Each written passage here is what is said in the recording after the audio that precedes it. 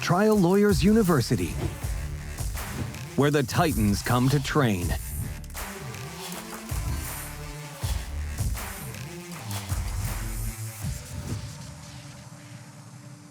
Produced and powered by LawPods.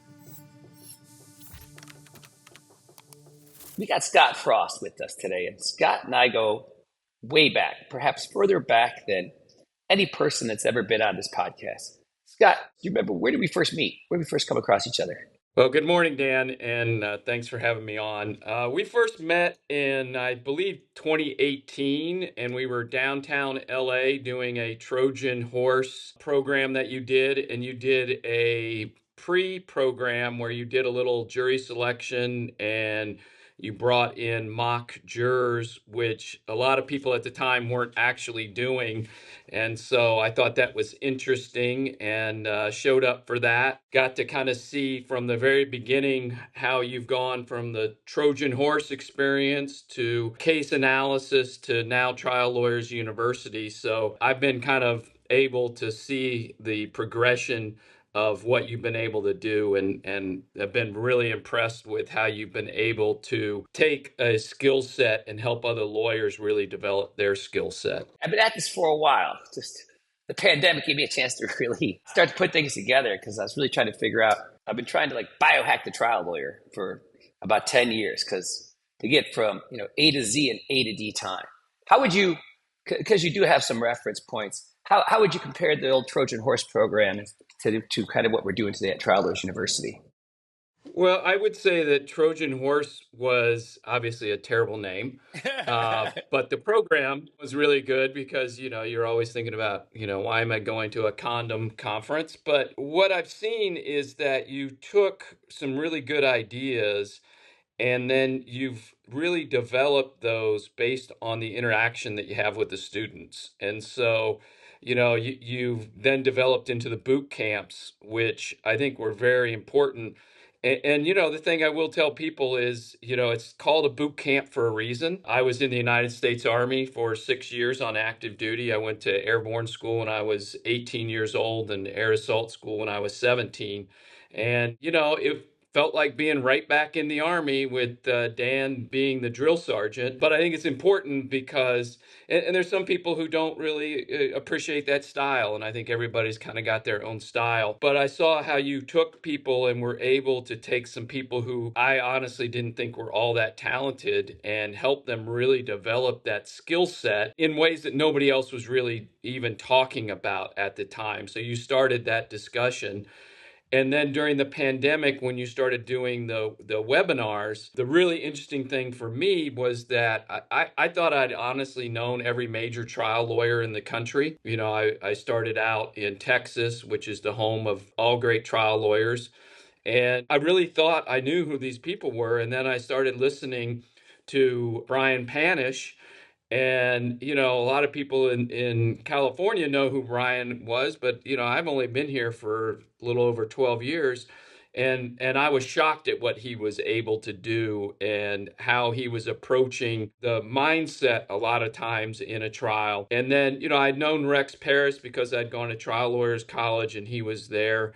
And so I knew who he was, but I didn't realize he was as good as he was. Because the one thing I will say, not to dog on a lot of different programs, but a lot of programs that are being taught by people are not programs that are going to give you skills that you can actually use, and also are being taught by people who don't have the results. And so, what I was seeing is you were taking people who didn't have a lot of experience, really getting them on their feet and making them focus in on some things, and then really helping them come up with their own style that suits them, which I think is very important because I'm never going to be Brian Panish. I'm not as big as him. I think he uses his body in a great way, and I try to use that. But so the pandemic really helped in expanding my view of what the world was. And then when you took that and continued it on with these major conferences like the Beach and also Vegas, and putting together the multiple tracks and then recording everything is different than anything anybody's done, because everybody in this business, unfortunately, is all about the secret sauce and not sharing.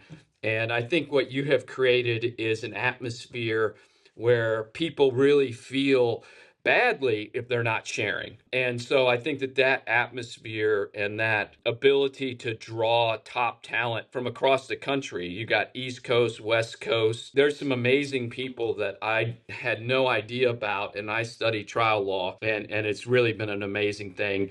And then now I recently sat in on some of your the newer boot camps, and the scenario, the thing you use for training is the same, but the level of training and the ability for you to break it down using video and also your own videos, it's interesting how you have progressed and developed. And I think all of those things are really important, because we're getting to an era where we're not really sure what jurors are going to do. And because of that, we need to make sure that we are not distracting ourselves in how we communicate. And I think you help in minimizing that distraction. That was a more complete answer than I was anticipating, I have to say. And as far as the TLU on demand, I'm really excited. I hope you check out the desktop, because there's a new Dan GPT feature on it that's AI driven, so you can search the entire video library for particular topics, and particularly closing argument on a TBI case with punitive damages or whatever the hell you're looking for. It's only on the desktop, not on the app though.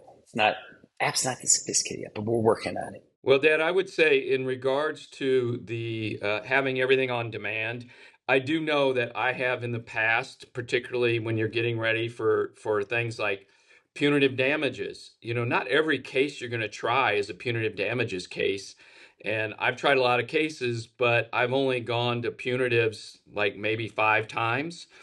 And so every time I get a punitive damages case or a finding, there's a little bit of time. And immediately what I did was I was like, oh, I got to get on TLU and find somebody who argued punitive damages or a presentation on punitive damages, just to refresh myself on how you should approach it, because it's different. So I really think that the resource there and the AI piece is going to be really important, because, in the past, you kind of had to know that people had done things, or remember that Rex Paris had said something in a presentation that he was doing on direct exam where he talked about punitives.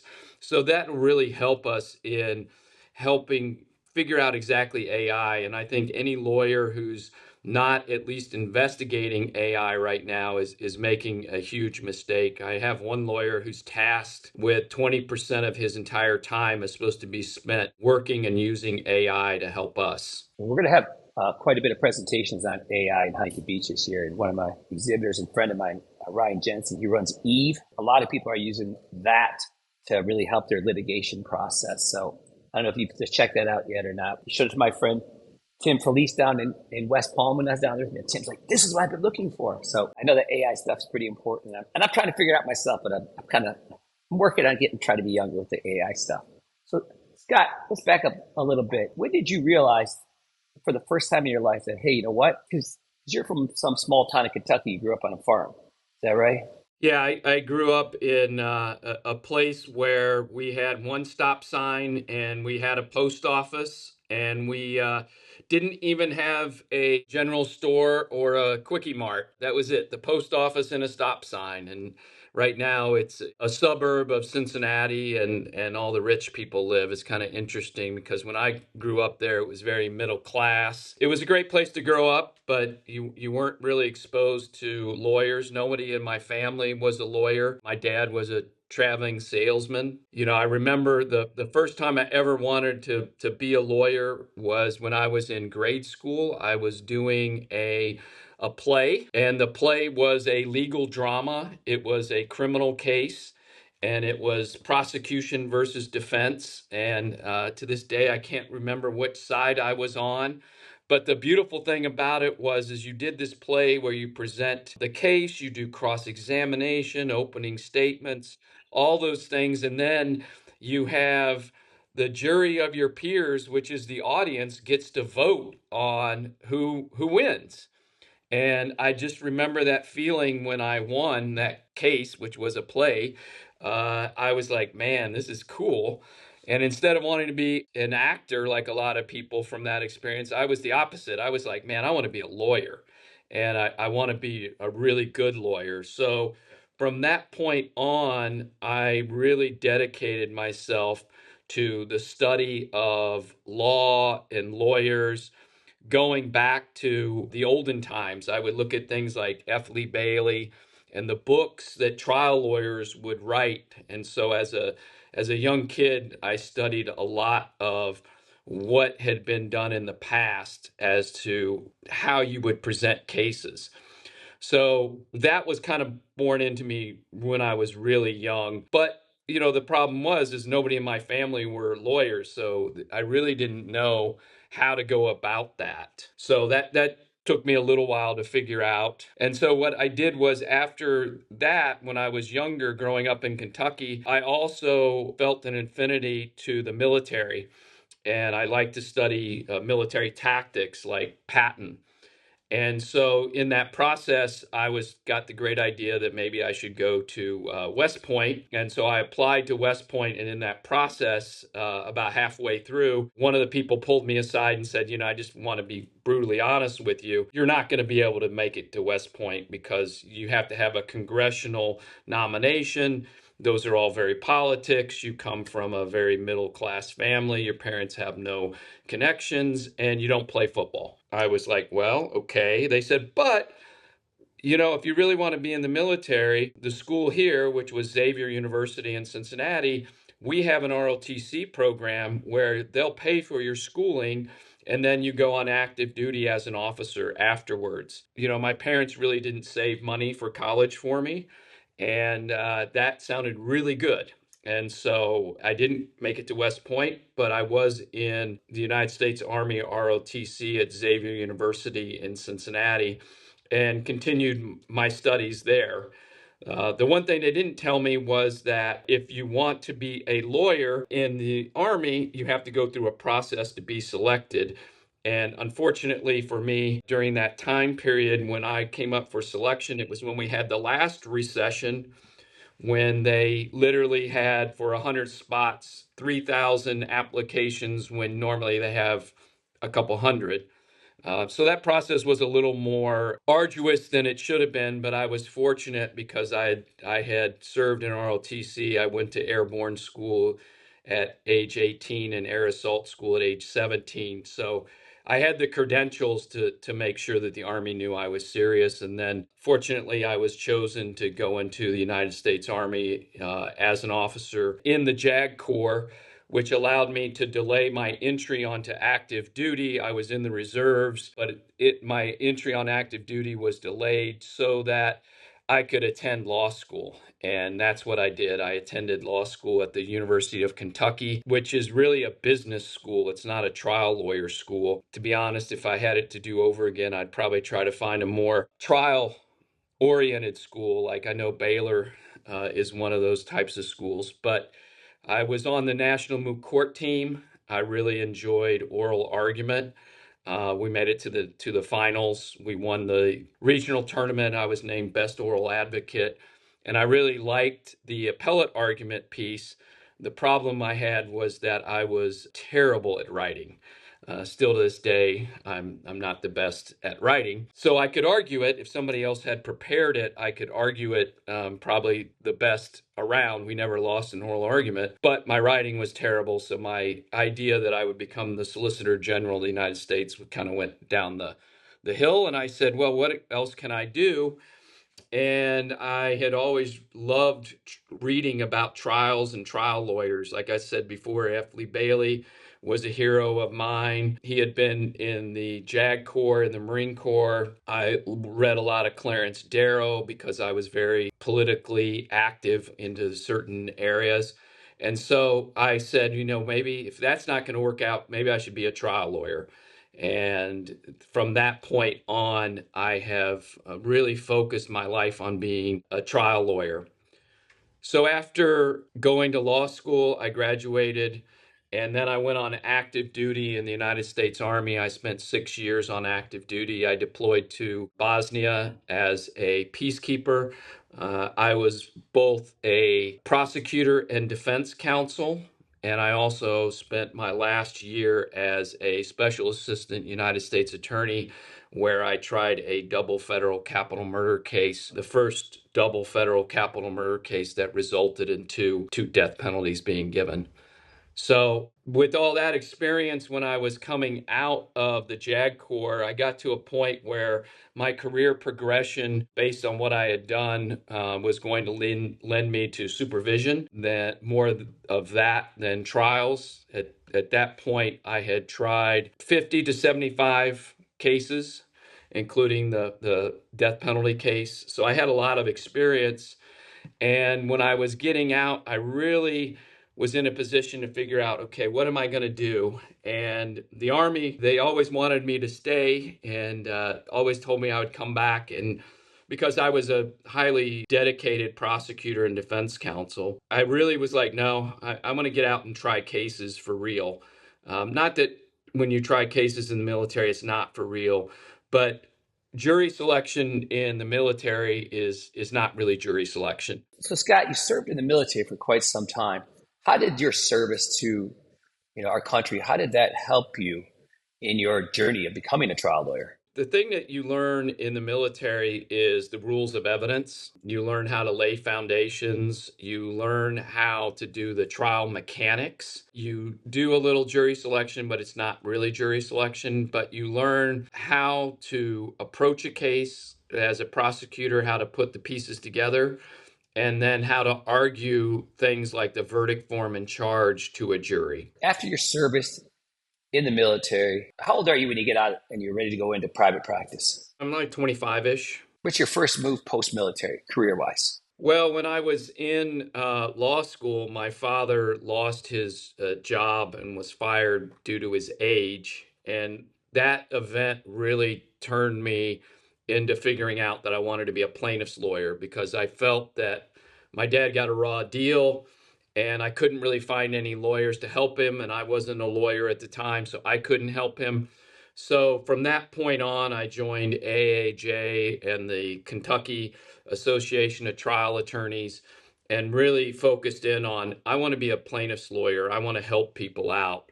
And because of that, when I was leaving the Army, that really limited my options, because I would not work for a defense firm, period. And I was fortunate that Dallas, Texas was north of Fort Hood, where I was located. And I found the law firm Barron and Budd, who was primarily at that time doing asbestos litigation. And I had no idea what asbestos even was. And so you joined the law firm of Barron and Budd and start doing asbestos? Yeah, I started at Barron and Budd, and this was when Fred Barron was still alive, and Lisa Blue was actively trying cases. And I started my education as to how to be a plaintiff's civil trial lawyer at that point. So you mentioned Lisa Blue because she's pretty famous. She does a lot of work with Mark Lanier. Did you try any cases with her, or did you learn jury selection and trial skills from her? Yeah, I tried cases with Lisa. The thing about Lisa is that what would typically happen is Lisa would show up, we'd start picking a jury, and you would hardly ever get through opening statement, because Lisa was so good at getting people to open up as to what their biases were. And that was primarily in Texas, and Texas has some really conservative jurors. And Lisa could get people to say things that I've never seen any other lawyer get potential jurors to say and to admit their biases. But what did you learn from Lisa, while working with her and stuff?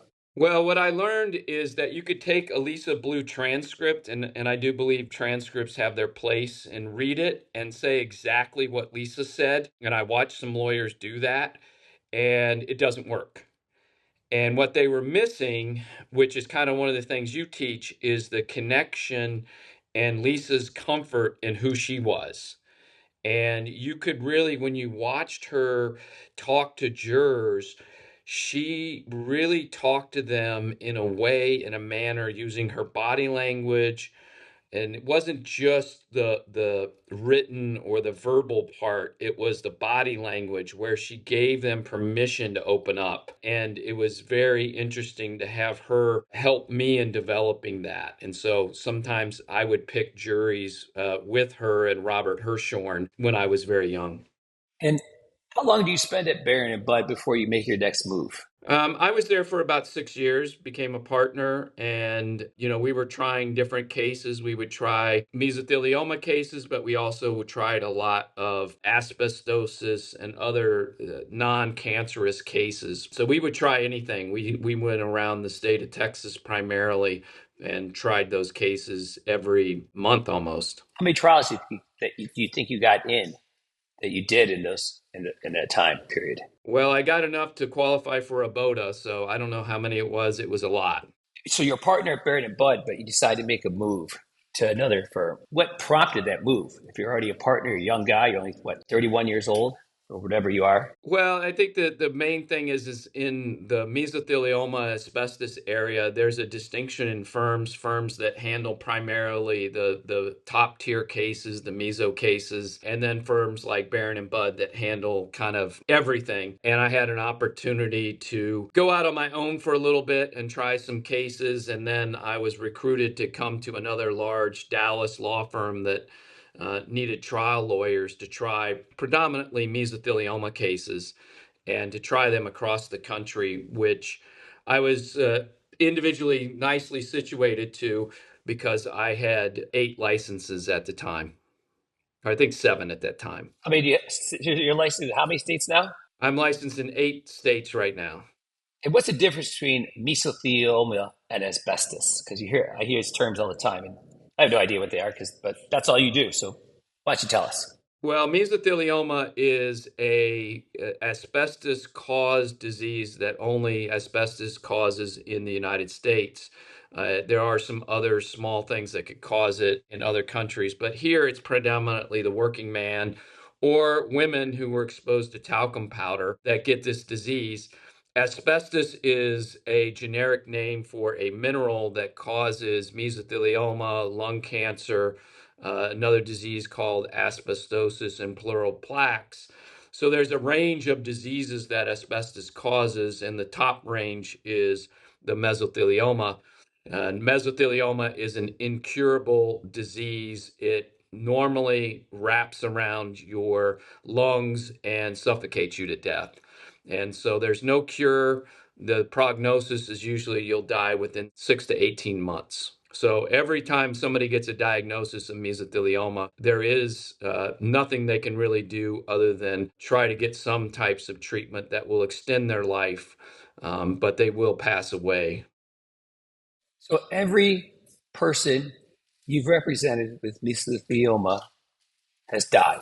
Almost every single one. There's 1 or 2 that have lived beyond 5 or 6 years, which is an outlier. But yes, pretty much all of our clients, which is one of the difficult parts about this practice, is all of our clients are going to pass away. It's tough on the staff and on me when these people who we get to know over the litigation pass away and there really is no hope. And we know sometimes that it's coming and sometimes they don't. It definitely, you have to get yourself in the right mindset when you handle these cases. I can only imagine. I mean, just thinking about it, you become connected to that person, you learn their story, who they are, and then you go, you spend so much time with them in the litigation process, just knowing that they're, a dead man or dead woman walking. That has got to be emotional.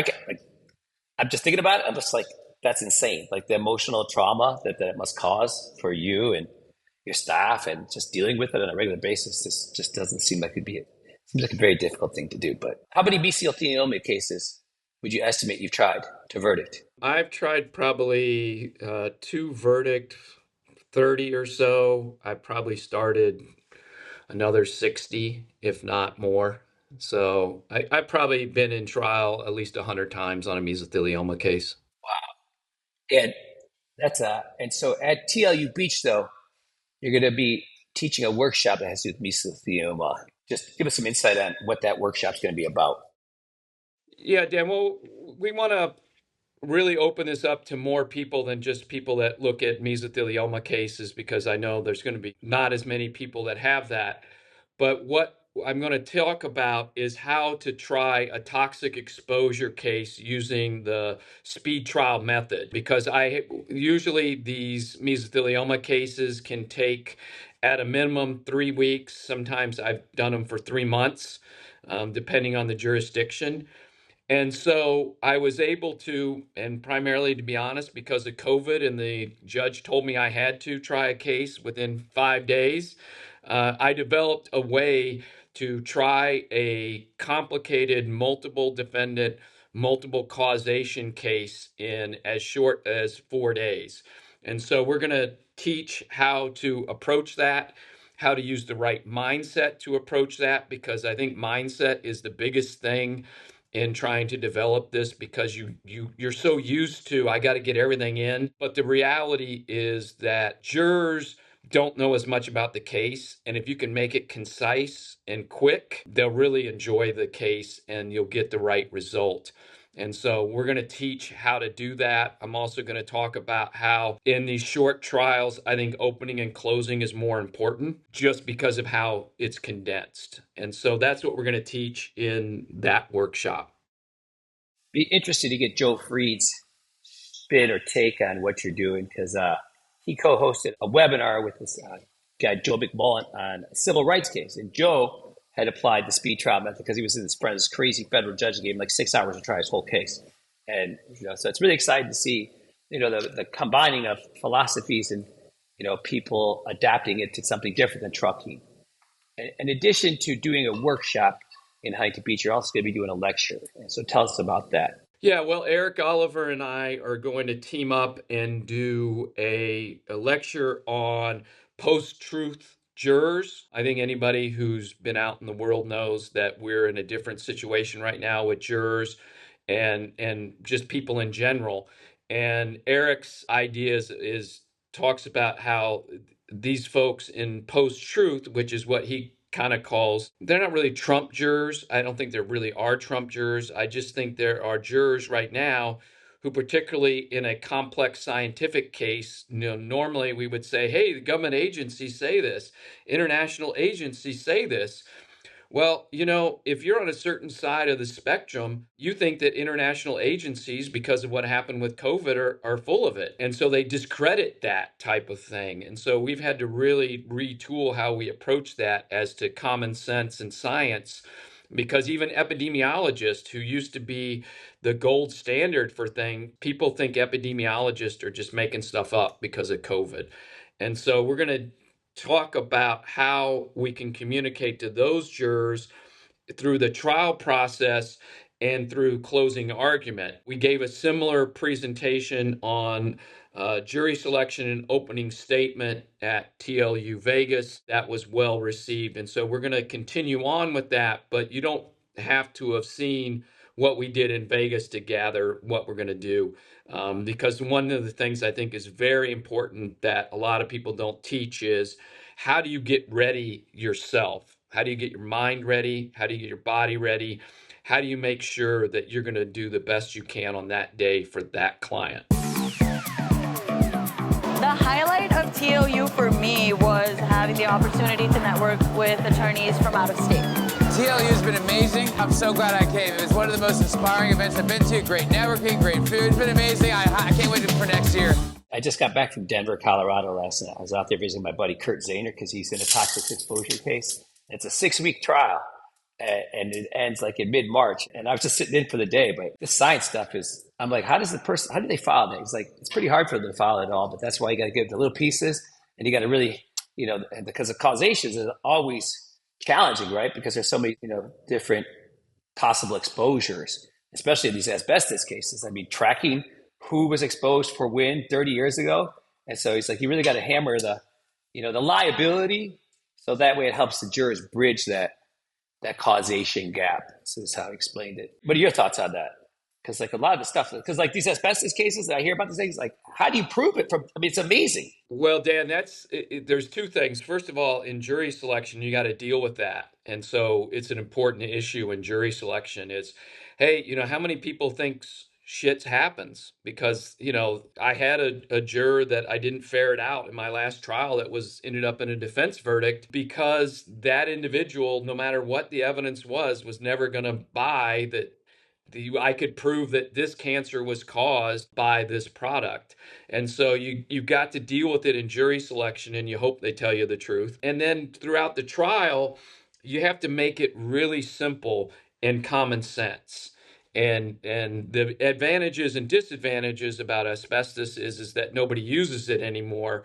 But you can't use, because of that, there is the danger that Keenan and Ball would talk about, the tentacles of danger and have people at a current risk. Nobody's at a current risk for asbestos because nobody's using it.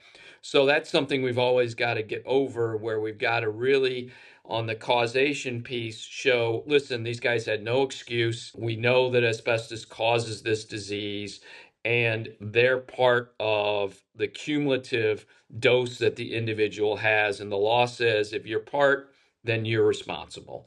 And so that's an important piece to get to the jurors, but it is hard, and jury selection is very important on that issue. Yeah, I can imagine. So, Scott, you are one of the most dedicated students of this game that I've come across, because I go to a lot of conferences, and a lot of them I go to just for, socializing, networking, sometimes a little bit of learning, but that's most of it. But I see you at most every of the, I call them more actual real conferences, like where you're actually learning stuff. Now, like at Lanier, do you go to Lanier every year? I've been to every one but one. Are you going this year? Oh, yeah.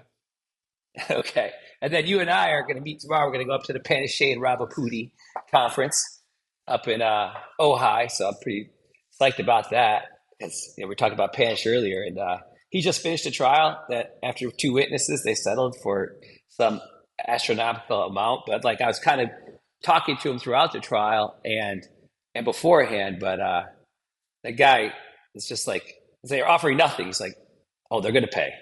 Don't you worry, Dan. They're never going to let me get to trial, because he fucked him up so good.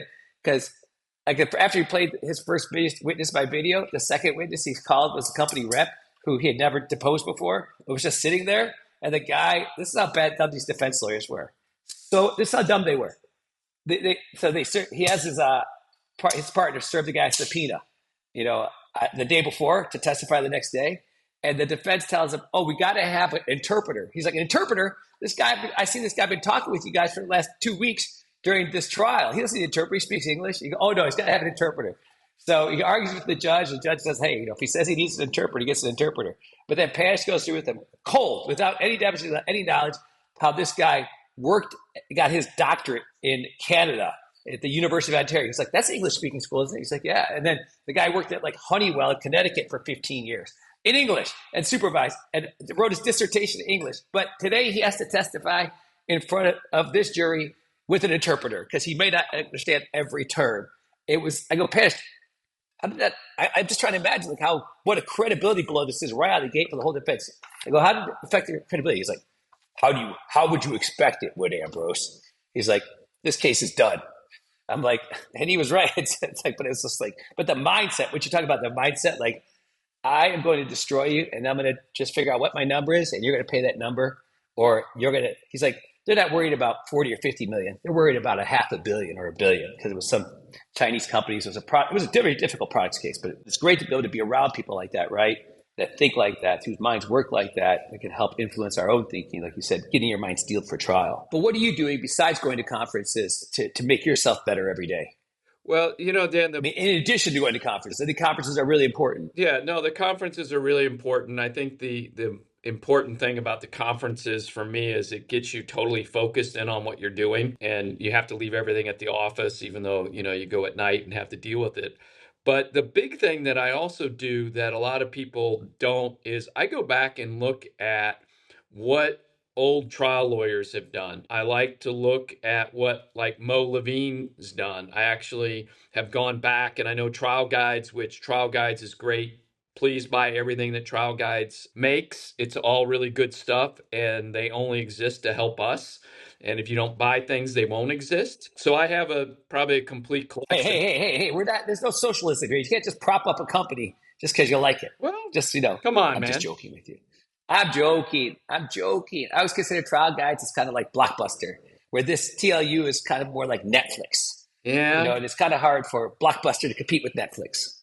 But You are of totally course, I'm wrong about biased. that, Dan. Until you start publishing books, you're wrong. So I read. The question is what do I do besides going to conferences? I go back and I read a lot of old trial transcripts, which is where I learned originally. I read a lot of Ron Motley and Fred Barron transcripts, and I was learning asbestos. And I can tell you, for punitive damages, I used some stuff that Ron Motley, who's a very famous asbestos trial lawyer, used these very same arguments that I used and that Panish uses now. And I don't know who stole from who. So I look at those things. The other thing is that I will read the books. And I like the books that actually have real trial transcripts versus the books that say, I'm going to do it this way. That's why I like a lot of the Keith Mitnick stuff where you can actually see the transcripts, you know, the Nick Rowley stuff where you have the transcripts. And I did go to trial lawyers college in '99, so I had that kind of base knowledge. But when I went to trial lawyers college, I wasn't a civil trial lawyer. I was a criminal defense lawyer. So I wasn't as keen to picking up how to be a civil lawyer. So I try to do a lot of that work through reading books, reading transcripts, and then really thinking about how do we present cases to the jurors as they exist today. The room that you're doing this from, is that like your trial room at your home or at your office? Yeah, we have a room where when I'm getting ready for trial, we have whiteboards. We have the boards that I got from you when I did Trojan Horse originally, and they're still here. The jury boards for jury selection, where when we get ready for a trial, we'll set them up. And I like to keep them around just so that I always keep at top of mind, what is the jury thinking? Does this help the jury? And what things are the jury going to need to help me get the justice for this particular client? And having those people look at you all the time really helps focus. So I do that. And I'll also do things like I'll put up pictures of the defense experts so that then I'm thinking every day, how am I going to approach these defense experts? And then the other thing that we do is we put up a jury board. I call it my bull board because I don't know, Dan, if you ever watched the old TV series that Dr. Phil produced where it was the jury consultant bull. He had this amazing setup that nobody has in the world, to be honest. But he had a board where they had videos of all of the jurors and had their names and had analytics as to what they were thinking as things went on. Well, I'm not that sophisticated, but what we do is we create a jury board where we have the names, information about them, pictures if we have them, so that every single day when we're getting ready to leave for trial, I figure out where do we want to send the message of today? Which jurors are we sending that message to? And what do they need to hear from us to help us? Wow, that's fascinating. That's very fascinating. I saw the boards in the background, so I was trying to have you mention it, but there was a lot more than just the board. So how about that? So Frost, you've been doing this for a while, and so out of all, how many years you've been a plaintiff's lawyer now? I started in '94. Wow, that's the year I graduated from law school. Yeah. Wow, you're pretty old. You don't look that old. You're aging well, I have to say. But out of all those years in the last, what do we got? 30, I don't know, roughly 30 years. What would you say, what accomplishment professionally are you most proud of? Well, Dan, the thing that I'm most proud of, because all of my clients are going to pass away, is that I had a particularly hardworking client. He was a very religious man, and he had spent his entire life serving others. He actually went to Tonga and built missions for the Tonganese for them to worship. And he had done so much service for everybody else. When I went to meet him at his house, he lived in the valley and he had a okay house. And I thought it was his house. And through that discussion, he told me that, throughout my life, I have always rented because I never really had money to buy my own house. Because I was always working and helping other people. I would help other people buy houses, but he never had owned his own house. And we were able, through a jury verdict and through the settlements, for him, prior to passing, to be able to buy his own house. And it was very important. And he invited us to come see his house and to really enjoy that celebration. Because one of the things with our clients is what we try to do is make sure we give them some type of stability, peace, and closure, because they know they're going to pass away. And so that's an important piece. And that's what I'm most proud of, is being able to help him buy his own house and also know that his family would be taken care of after he passed. And in these 30 years, what's your biggest regret or thing you wish you would have done over?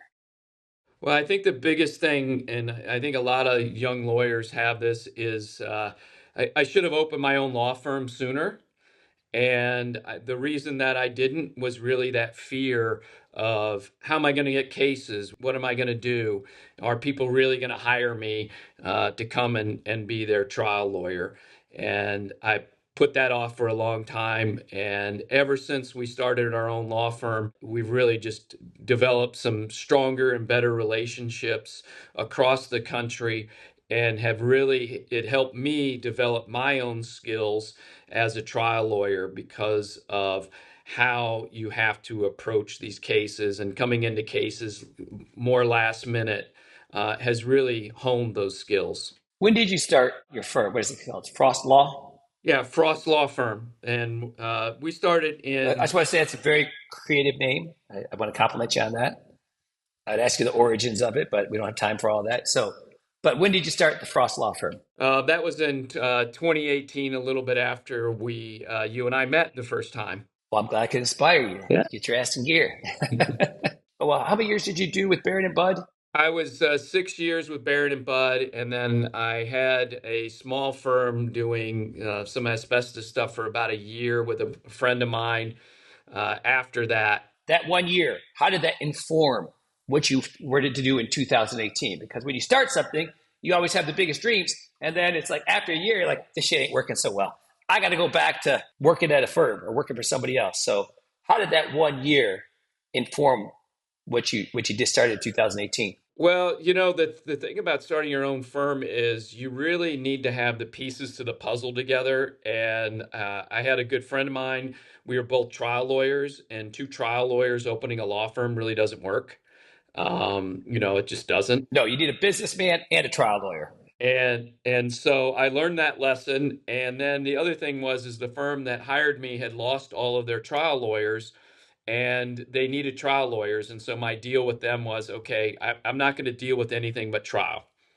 You can send me anywhere you want, which they did. The first trial I did was a 3-month trial in Washington State in Seattle. So I learned that lesson. And so my only role there was to be sent around the country to try cases, which was great, but I didn't have kids at the time. And then when my daughter was born, you really do some analysis as to what you want to do with your life. And do I really want to spend time going on cases that, maybe don't really require my time? And so with my daughters in mind, and kind of understanding that maybe what I want to do is focus in on a fewer cases and do them better, I made that decision that I should just open my own law firm. And I was smart enough that I immediately started recruiting another lawyer to come from the other law firm that we had worked together, and he can do the business side and the operations side. And so that's what we did. Wow. And so for just tried cases, you did that until 2018 with that firm? Correct. Okay. Correct. And so what were so 2008 you start your own firm, but what were some of the challenges and things you learned about those early days at the Frost Law? Well, I think the biggest thing is to understand that you really, if you're a trial lawyer, you've got to have people to support you. And you've got to really dig in on making sure you hire correctly, which is probably the hardest part about owning your own law firm, is hiring. And, we're slow to hire, quick to fire. So that was important. The other thing that was very important is understanding how you have all your systems in place, that you have the right computer systems, and that you also are always recruiting for new talent, because as you grow, you're going to need new talent. And that's one thing that it took me a little while to figure out, that you always have to be, it's like Glenn Ross, always be selling. Well, you always need to be recruiting in this practice. So are you still looking for trial lawyers at Frost Law? Absolutely. We have plenty of cases, lots of cases, and we try cases. And our reputation within the asbestos community is that we will try cases, either pay our number or we're going to trial. Everybody that, I talk to that's like the higher part, they're always like, hey, call me. If you got anybody that wants, any young person that wants to join a law firm and become a trial lawyer, or it's looking for work, I'm like, everybody asks that same question. Is there especially in today's world, these people, especially the young people, like so entitled, so think that I graduated from law school. This is some big accomplishment. I passed the bar. It's some big accomplishment. I'm like, it's nothing. All you are is another little bird with a mouth to feed who doesn't know anything. And you're going to be a big drain of time and resources for people until you do. The big drain of time and resources until you do. And so, but Dan, the one thing, Dan, I will say about that is that I think that the young lawyers that I see, their heart's in the right place. I just don't think they have seen the real dedication and hard work it takes. And some of them are willing to do it, some of them aren't. And I think that this next generation, because they are more apt to be really caring people, that they're going to do some great things. And I think that we try to get our lawyers as much training as possible, so they can develop those skills, because I don't care if they work for me forever, but I want them to be plaintiffs' lawyers. Plaintiff lawyers can really do and make a huge difference. And I think in this current environment where we are in Washington's not going to save us. Let's just say terrifying. And so it's going to be trial lawyers that keep this country strong and keep this country what this country really stands for. It's so interesting because I just was having a conversation or email meet with Bob Simon next week, because Bob he posts a lot of stuff now about Trump and what he's doing. And I'm just like, at these conferences, we got to have more of a conversation with all the trial lawyers that are there, and really having conversations or being able to present in their communities about, what's going on and how important, because as a former criminal defense lawyer and a person who's not crazy about paying as much taxes as I have to, I was never a big fan of the FBI or the U.S. attorney or the IRS. But now when you talk about dismantling everything and just 6,000 IRS agents fired, that's just the craziest thing I've ever heard of, because you got to pay tax. I mean, whether you like it or not, we got to, the money, and then cutting all the taxes for the richest people, and then, slashing all the services for USAID, all this shit. It's just, all of it to me is just quite insanity and quite scary. That's all I can say. I'm trying to think about it too much because it's depressing, but you got to stay focused on what we can control. Stay focused. Frost. I'm just wondering though, on that side note, that death penalty shit, because you seem pretty liberal these days, putting people to death. Did they actually die? Yeah, unfortunately. Well, I'll quickly answer your question. When I had to handle that case, it was the toughest thing I've ever done, because in all honesty was anti-death penalty, and still to this day I'm anti-death penalty. But under the facts of that case, if there was ever going to be death penalty given, that case clearly warranted it.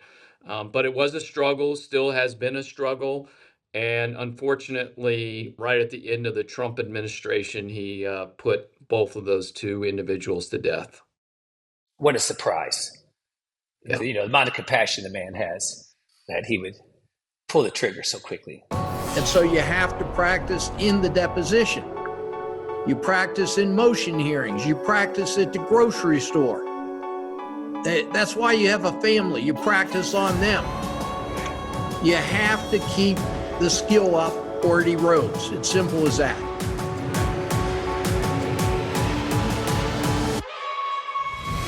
Somebody give us an overview of this case. Or I call wowing it. And what I mean by wisdom of the wise is, why are we still right in spite of this fact?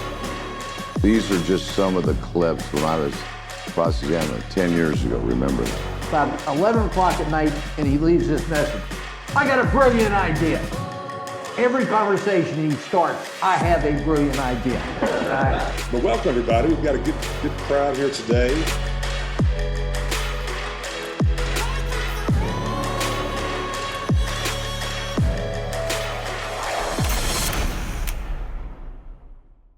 Frost, just so everybody knows, though, that last presentation you did with Eric Oliver is on TLU On Demand. And so if anybody doesn't have it who's listening to this, if you shoot me a text or email, I will send you a 1-month complimentary access so that you can watch the great Frost and Eric Oliver, as well as everything else we've ever done for the last 5 years now. Both, we've got over 400 webinars besides, like, I think 8 live conferences that were multi-track. So there's quite a bit of content on TLU On Demand. Just saying that for the record. Frost, I forgot to ask you, have you been to every one of my TLU Huntington Beaches? Because this is my 4th one. Or did you miss a year for some crazy reason? I missed one because I think my son was being born. So I have been to every other one. I've been to every one in Vegas. I cannot recommend going to those enough. You really learn a lot. You get to meet different people and have discussions that aren't the normal discussions you see at these conferences about how big my verdict is and how big whatever things are. What you have is substantive discussions about, hey, how do I approach this case? And what should I be asking? Very, very instrumental in helping me develop having to be asking for damages, asking for big numbers, and not feeling bad about it, which I think a lot of people suffer from. Yeah, you guys get your mind right. I'm really stoked about this year at Huntington Beach because it's our 4th year in a row at the same hotel. And, we buy out the whole hotel. And as you're talking about, because there's so many great lawyers coming, like Panish, Raleigh, McGinn, Joe Freed, Satch Oliver. I mean, just like the list just goes on and on. Kurt Zahner is a person that's really on the rise who I was just out there visiting. Like you said, there's a lot of great lawyers you've never even heard of. I mean, like yourself, you got what, like 8-figure verdicts? I mean, that's, just depends. Tried over 100 plus trials. And so, but with so much great people around, it's like the egos get kind of set aside and people have more just regular conversations. And, and because we do a full breakfast and full lunch for everybody, it gives a lot of room to have those conversations. And I know you don't like my social events, but because Scott's not the most social person, but maybe he's working on it. But this year we're going to have, because we have a theme party. I love my theme parties. People don't like. I'm like, don't get themey. But this year we're going to have a 70s disco party, an Elvis and a Maryland party, and the last night we're going to have a Mardi Gras party because this guy from New Orleans. It's like Mardi Gras is easy to do. Just get some yellow, green, and purple together, and it's the Mardi Gras. So you miss it. Hopefully, it'll be more social this year, Mr. Frost. But also, guess what else I'm doing? Come up with new ideas. You talked about jury selection and the challenge of it. And so I have like one jury selection track room, which is going to be one of the smaller rooms, where I'm going to have, like some great lawyers, like Nick Rowley's going to do a TBI jury selection for, just for half a day, but it's just going to be just for 20 people, just the way it's real. You know what I mean? It's not going to be some big lecture hall, so that whoever's there will be intimately connected with what's going on in there, right? I think Kurt Zahner is going to do one. Michael Hill, because he does nothing but elder abuse, because every one of these things has just their own takes on it, like Lloyd Bell, medical malpractice. So that way people have different areas. I mean, so much of it overlaps, but that way you see the different personalities. But also what we're going to do differently is not just have all real jurors, because sometimes, you get those jurors from those focus groups, you're paying them. The problem is they're too freaking nice. It's like, I'm going to be asking for 50 million. They're like, oh, that's great. 50? Let's go for 100. And it's just not realistic. So, what we're going to do to combat that, Mr. Frost? We're going to put some plants in there, right? So that way some lawyer plants will ask the questions like, say things like, you know what? That's a crazy amount of money. And honestly, I think you're just a greedy lawyer because people, there's so many predictable responses or like, how's the money ever going to help anybody that you get from jurors that don't even, from the questions we're asking. And so many people just freeze and say, oh, I'll give you the law. And then that will help you explain, will you follow the law? Or they fall back on this crap instead of, like somebody says, that's a crazy amount of money. And I think you're just being greedy. Well, that's a two-pronged attack, right? One is on the number and one is on you. And if you're really listening, you're like, Mr. Frost, those are some, really valid points you just made. and you made 2 of them.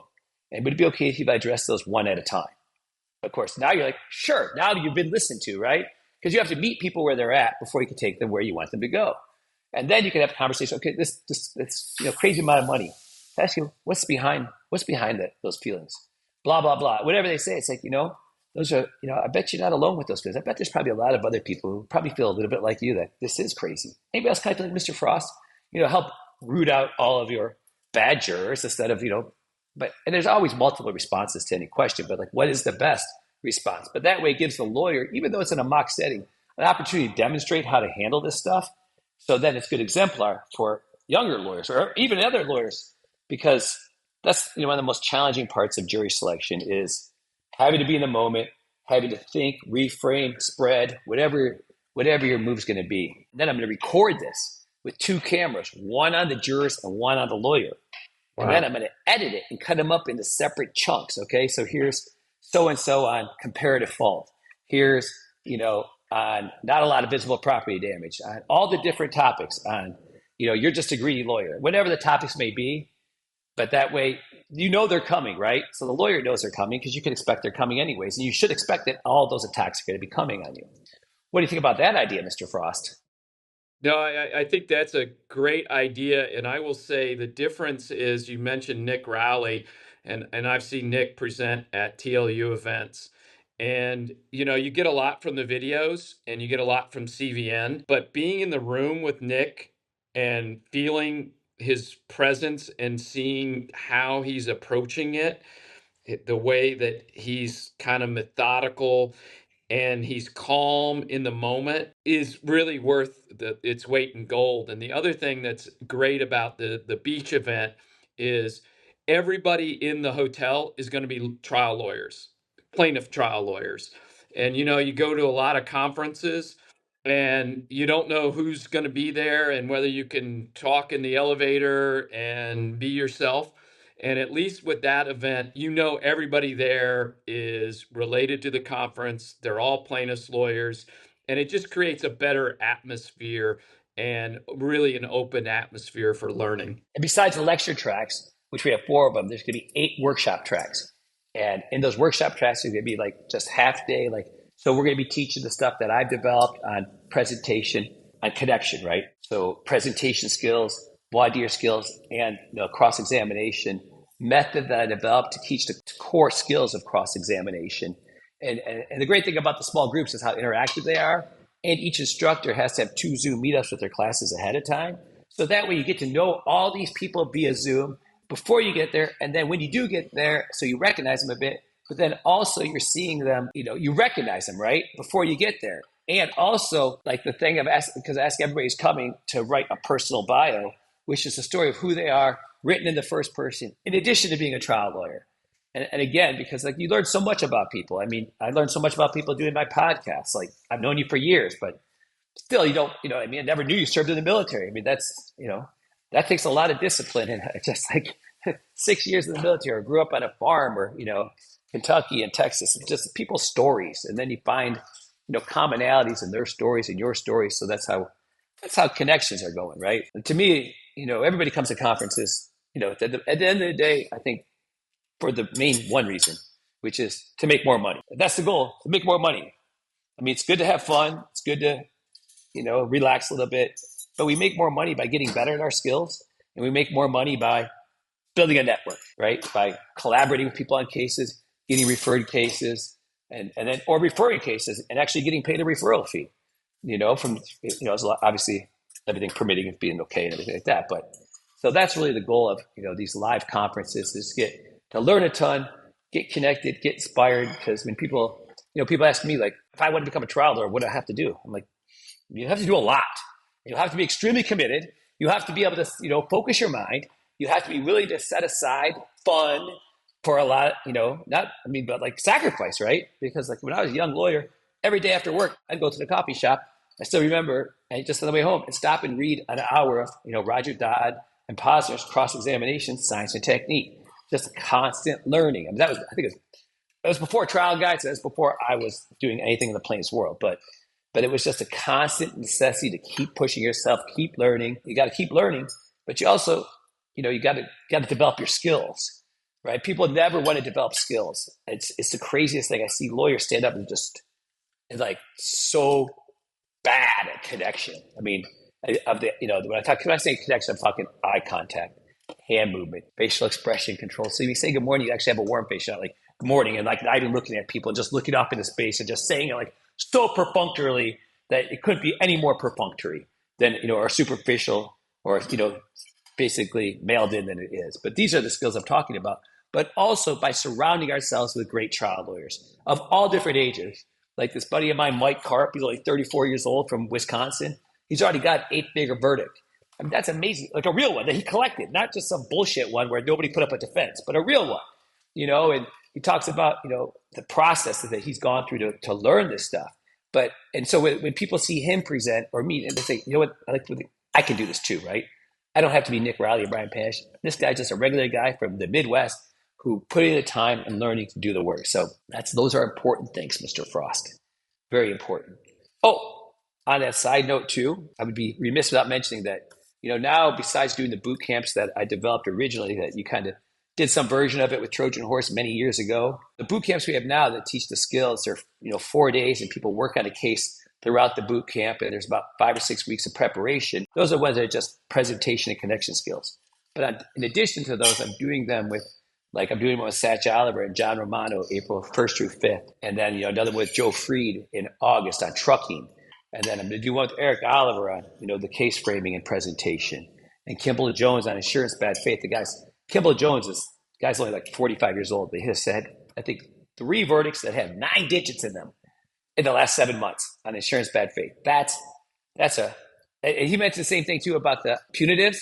Because he gave a presentation on the last one in Vegas because he just got out of trial and he's like, yeah, I got the punitives. And I'm like, I know what to do. He's like, so after I went on TLU on demand and I saw a few different people, their punitives, stories and arguments, and I used that. I just put it together and it worked out. I'm like, those are the kind of things that make my day, Mr. Frost. Just make my day when people, have great success and keep on learning. My day. Well, Dan, the only thing I would say to that is, yes, money is important, but I think that if you're a real trial lawyer, you want to do the best you can for your clients and to get them the most money, and you'll get the money yourself eventually. But I always look at it, I'm going to do the best I can for this particular client on this particular day, and I want to learn as much as I can to make sure that I can keep that commitment to that client on that day. Yes, that is where it all starts. Even like Pash talks about all the time, as much money as he has, as much money as he makes, he's like, you just got to keep getting better. And it comes down to the day, that client's trusting you with their future. And that is a heavy trust. I mean, that's a lot of weight because as a criminal defense lawyer, when I'd lose a case that I truly believed in, man, that would haunt me for literally months. Just haunt me, seeing that person's face as I try to sleep. It just drove me crazy. But I've decided to do something new at the end of every podcast.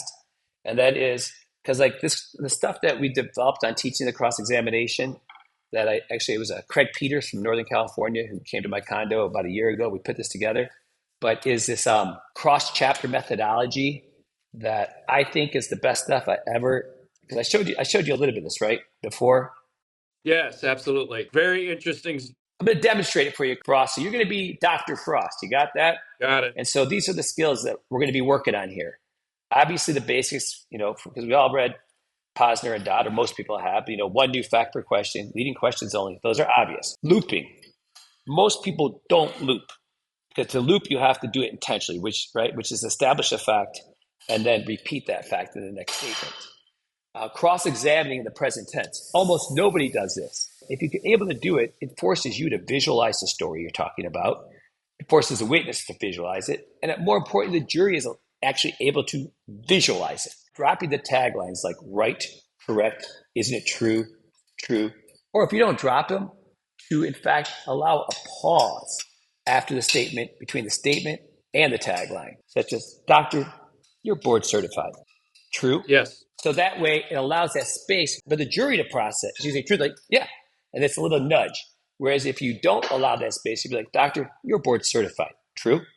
Then there's no time for that witness to process that information, no time for the jury to process it, and all they hear is the true instead of the point that you just made, which was in the statement. Dropping all the filler words like and, so, okay. Until a lawyer disciplines themselves to intentionally drop that shit, I see it. I see it in seasoned lawyers. Every time I sit and watch trials, it's like, okay, and I'm like, and you can't tell somebody in the moment to correct that because it's impossible. It's very difficult to train a skill in the context of the moment of performance, right? Skills training has to be done before the performance comes, not during trial or like I'm going to get ready for practicing my opening, and learn the skill simultaneously. Very difficult because so much bandwidth is taken up with the content that you can't use that bandwidth on the skills. In addition to that, effectively using a flip chart. I was playing pickleball with my buddy last night, Orlando, and he just got a great verdict for like $1.7 million on a non-surgical spine case. He's like, Dan, the best thing I've started doing in cross-examination now is using that flip chart because it slows me down. It allows the jury to focus, and I can make my points nice in writing, and it just made such a difference. I'm like, it's like because I started practicing it, and if people don't practice using a flip chart in their offices, they're very unlikely to use it in trial because like, oh, my writing's bad. Oh, I don't need to do that. I never did it before. But once you start using it, it is a powerful tool in the cross-examination. But also another skill that we're going to be demonstrating here is being intentional with our emotional state. So I think there's really two dominant emotional states in cross.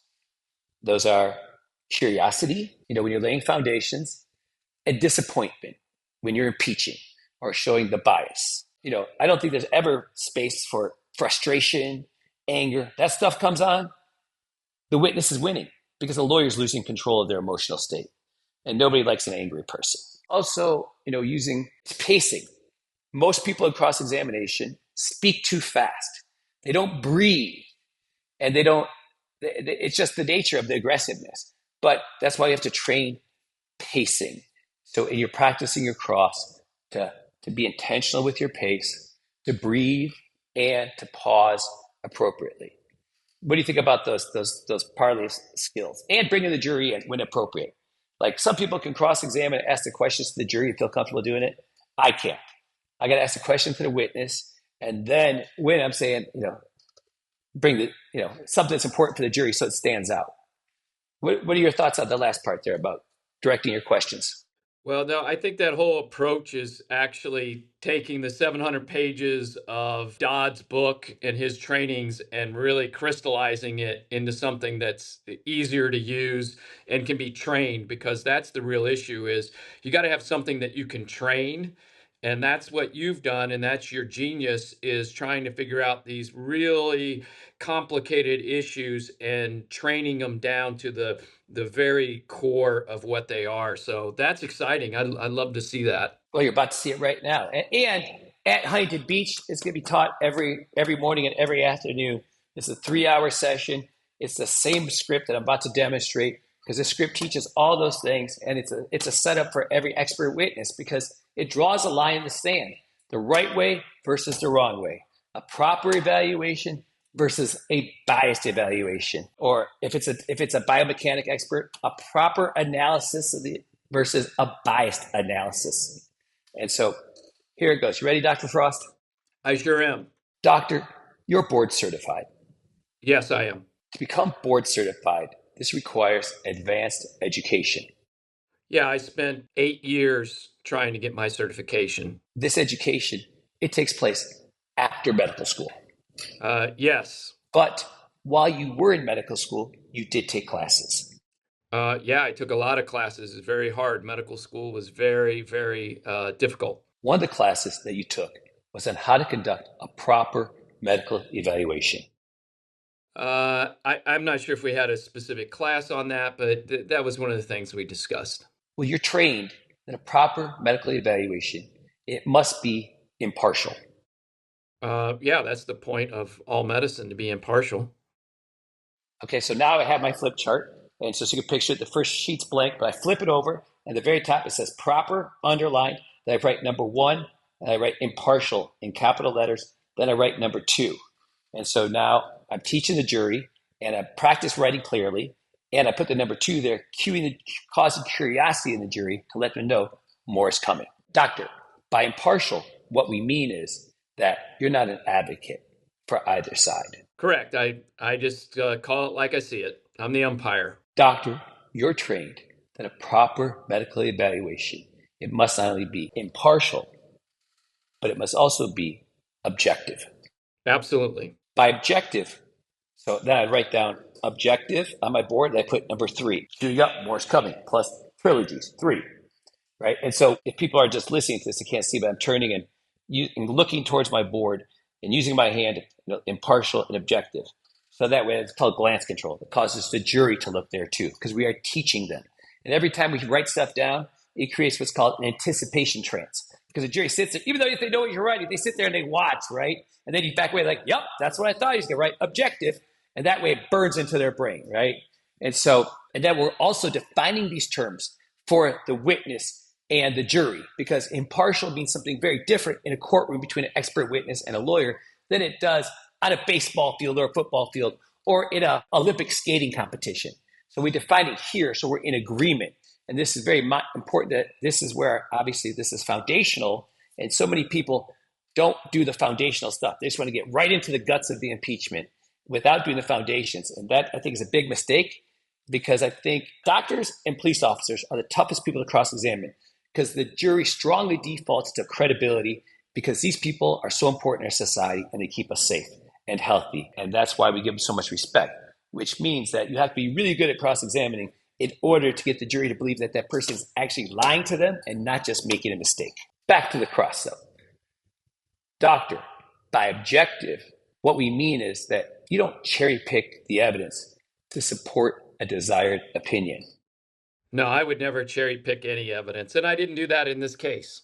Doctor, you're trained that a proper medical evaluation must not only be impartial and objective, but it must also be complete. That's correct, and that's what I did in this case. So I write complete down, and now I'm going to define it. Doctor, by complete, what we mean is that you consider all relevant information. Well, anything that I'm given, I'll look at, and if you gave me something, I'd look at it too. Doctor, the opposite of a proper medical evaluation, one that's impartial, objective, and complete, well, that'd be a biased evaluation. Yeah, I'm not biased. Okay, so pause real quick. So now we're looping the whole time right there and using our visual, so that we've literally impossible for even the most juror with like the bad and worst memory, the lowest education, isn't going to remember impartial, objective, and complete, right? They may not remember the definitions, but they're going to remember that because they heard it over and over and saw it, right? And so, and how many defense experts have you come across in your 30 years, Frost, that based upon those definitions, you would say were impartial, objective, and complete? 0. 0, exactly. But they're going to have to say yes, right? Because if they don't, they look bad.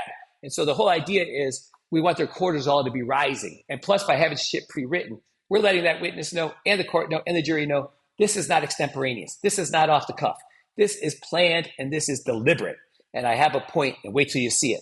So, doctor, you're trained, and you know that there are certain risks associated with a paid expert's choice to conduct a biased medical evaluation. Yeah, and I see that on your side more than I do on this side. Doctor, one of these risks is that the jury could be misinformed about the patient's condition.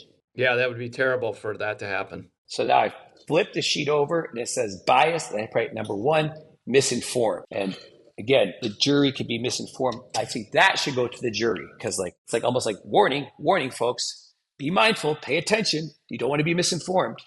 And then I put number 2, of course. And then I say, doctor, you're trained, and I pause, and you know. So that's called the stepping move. Because if you're trained and you know, it's like, this is a universal truth. Everybody knows it. You can't deny it, is sort of the process right there. So doctor, you're trained and you know that if a paid expert chooses to conduct a biased medical evaluation, not only could the jury be misinformed about the patient's condition, but they could also be misled as to the extent of the patient's injuries. Yeah, that would be tragic. So then I write misled on the board, and I put number 3. Doctor, you're trained and you know that if a paid expert chooses to conduct a biased medical evaluation, not only could our jury be misinformed about the patient's condition and misled as to the extent of the patient's injuries, But perhaps worst of all, they could be deceived into undervaluing the human harms and suffering that were caused. I agree with that, and I haven't done that in this case. So that's the third chunk. So right now, so again, that's stepping. Misinformed, misled, and deceived. If you start off with deceived, that's a big step for a jury to jump. For a doctor and remember, this is foundational stuff. You haven't started whacking this guy around yet, right? They've only heard him from the defense. And from the defense's perspective, and usually they hire these people because they're likable. They hire these people because they're good presenters. It's not because it's like the Trump administration. It's like Fox News, right? Because they're attractive and they speak well. Who cares if they actually know anything, And so the jury's most likely to like this person right here. So the stepping is very important that, you understand what you're doing and why you're doing it. And then remember, and then the last one, I changed it to our jury, not the jury, right? So that makes it more aggressive, more personal to this situation right here. Again, so you got to start out neutral and then get to more specific. So here's the conclusion. Doctor, let me ask you this question. On December 14th, 2021, you had a choice to make. So tell us all. What did you choose to do?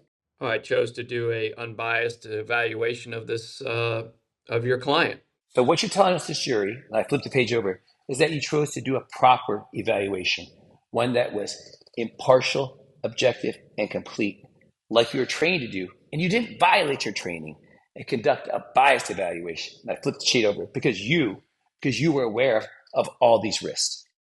Absolutely, that's what I did in this case. So, doctor, if you just come off the stand and put your initials and the date on this piece of paper right here, where I flip it back over, it says proper, we'd appreciate that. All right. So remember, you're under oath. Anyways, but that cross can be used on any expert.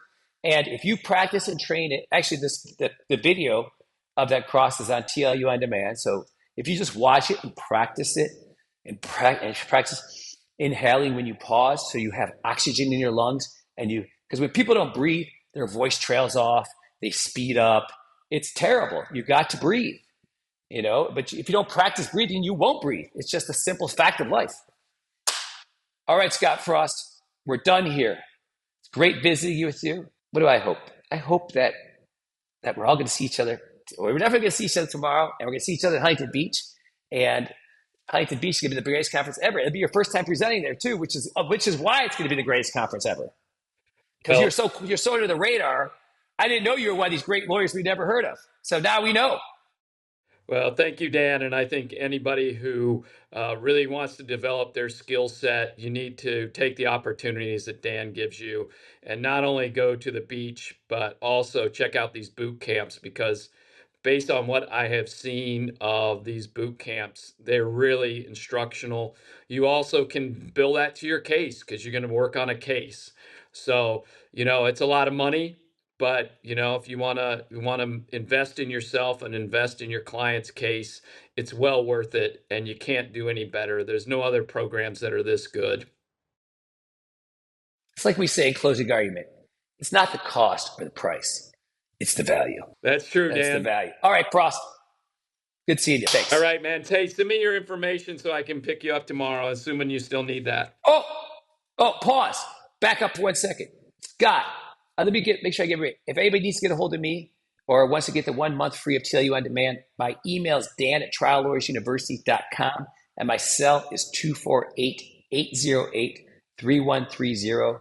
Or if there's any other questions, you ever need any help on anything case-wise, I'll do my best to help you on that too. Scott, how do people get a hold of you?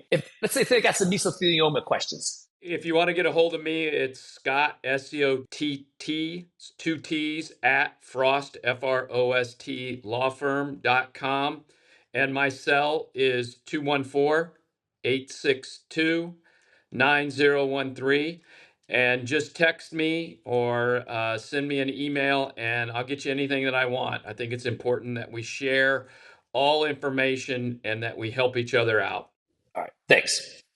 Ready to train with the Titans and set records with your verdicts? Register for our live conferences and boot camps at triallawyeruniversity.com.